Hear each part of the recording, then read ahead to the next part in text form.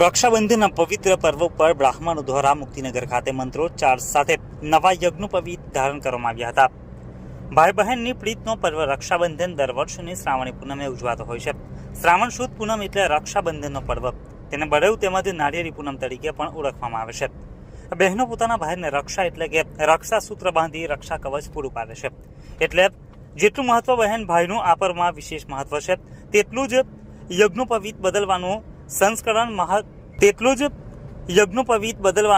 સંસ્કરણ કરવાનું પણ મહત્વ રહેલું છે. અનેક જગ્યાએ યજ્ઞોપવીત એટલે કે જનોઈ ધારણ કરનાર પરિજનો માટે જનોઈ બદલવાનું સંસ્કરણ વિધિ થાય છે. તે નિમિત્તે ભરૂચ જિલ્લા ગાયત્રી પરિવાર દ્વારા મુક્તિનગર ગાયત્રી શક્તિપીઠ ભરૂચ મુકામે યોજાયેલ કાર્યક્રમમાં યજ્ઞોપવીત સંસ્કાર વિધિ સંપન્ન કરવામાં આવી હતી, જેમાં યુવાનો અને વડીલોએ ગાયત્રી મંત્રોચ્ચાર તેમજ વૈદિક વિધિ સાથે પરિવારજનોએ યજ્ઞ કર્મકાંડ સાથે યજ્ઞોપવીત બદલવામાં આવી હતી. યજ્ઞોપવીત સંસ્કાર વિધિ ગાયત્રી પરિજન ચંપકભાઈ દ્વારા કરવામાં આવી હતી. આજે સવારે 10 કલાકે આ કાર્યક્રમ યોજાયો હતો.